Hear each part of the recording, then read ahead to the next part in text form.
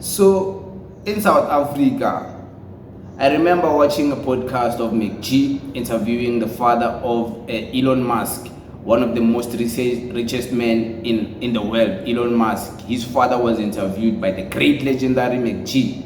What a wonderful podcast. If you haven't watched it, I advise you to go and watch it.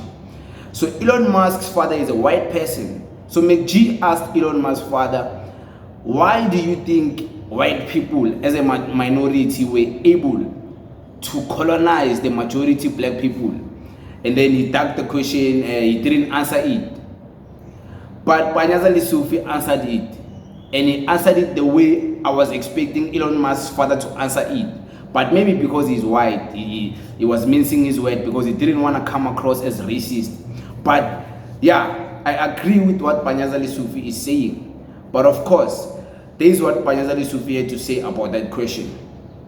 How was a minority, this is white people, like maybe 1% of the country, able to conquer and take over the majority black people? Like, according to you, like, what happened there? Well, they had everything. Remember, they have their resources. The country was very rich with diamonds, with gold. And they also had invested a lot in terms of law enforcement. So they could threaten whoever they wanted to threaten. But there was a point where they didn't have all those things. No, they had all these things. Remember when they arrived here, they already had some of the ammunition. So they came here with the stuff. Yeah. Okay.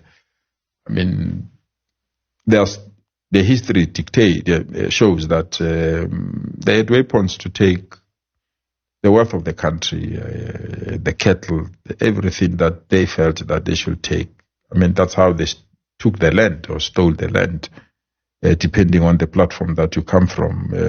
That's why they've done whatever that they've done to push us in rural areas. I think you come from that side as well. Yeah, so that's how they did that. So the minority can rule over the majority if you have their resources, but you can't sustain that. And that is why they were overthrown, because we planned this revolution well. We have international solidarity with our own army, with our mass mobilization inside the country. So, but the minority can, and there are still countries where, they struggle in Palestine, and they struggle in many other areas like in Morocco. And so it's not only about numbers. Sometimes it's the capacity that we have and the ammunition that we have at our disposal that can oppress other people.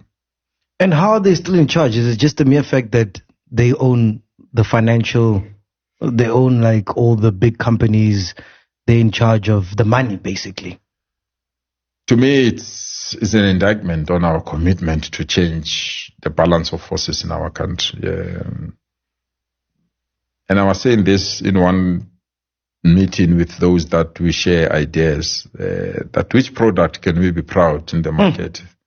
That indeed is a post. We don't own anything. Supermarket, which publication, which insurance company, which zero. Only taxi industry. Yeah, but it's also going through difficulty. So the taxi one. So the taxi. Yeah. The taxi industry. It has been there even during apartheid. I don't think that we should elevate it as the only one. But I get encouraged by many new institutions that are rising. Yourself. Mm-hmm. You are a multi-million sector now. That's how black people were colonized.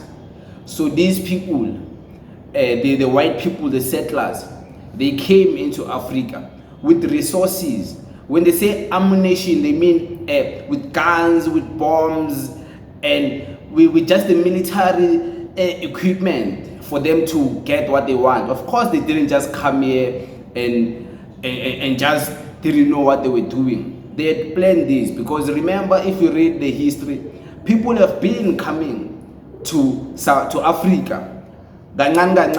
Some of them, they were sending word back to Europe to tell the people that, there's land here, there's gold here, there's mines here, there's opportunity here. And then for those people to go back to England, whether with the ships, and call more people and let more people know that, hey, kada bumnandi, let's go in numbers and prepare, have the guns, have everything. So they had it and we didn't have it. We only had like maybe martial arts and spears. We didn't have the guns as black people. We didn't have the bombs as black people. We didn't have that. And for us to claim otherwise and act like we were smart like that, whereby we created our own bombs, Abu Shaga, or even way before Abu Shaga, they were creating bombs, we would be lying. And we must not lie, because this is history and our kids need to know this. They don't need to read about a false reality history. So we didn't have that as black African people. And these people who colonized us had everything. They had the military. They already had the systems in which they knew how to divide us. They studied us as black people. They knew our weaknesses, our strength. They knew that these kingdoms, they hate each other. This one is king who, king who, king who. They speak different languages. So they were able to study us and divide and conquer. But of course, when we tried to rebel, they also retaliated with ammunition, killing our people, killing our great-parents, our great-grandmothers, and then, of course, trying to also dominate and create their own colored racial thing. They had to rape some of our women. Some of them didn't even know what they're doing is going to impregnate these women. But they had to assault them, violate their bodies. And that's why many people, man, you're born as a mixed racial, colored. Some of the colored people, that's how it began, whereby the settlers were assaulting the black women, the melanated black women. So there is a lot of damage they've done. And there's a lot of things they've done, even as a minority, for them to have all the power, because they had the systems. They had the wisdom and the experience of being Europeans and competing in the world stage, participating in the world wars. They had those things. As Africans, we didn't have those experiences whereby we know about Imali, the monetary system. Even if we had our own bartering system, they came and invested and invented a new system that we didn't know were foreign to this exchange system. These things we didn't know. They brought it and it confused us and it made us to believe that money is everything. Can't you know? They are giving us peanuts while they're taking more than money underground. So they had it. Panyaza is right. These people were equipped.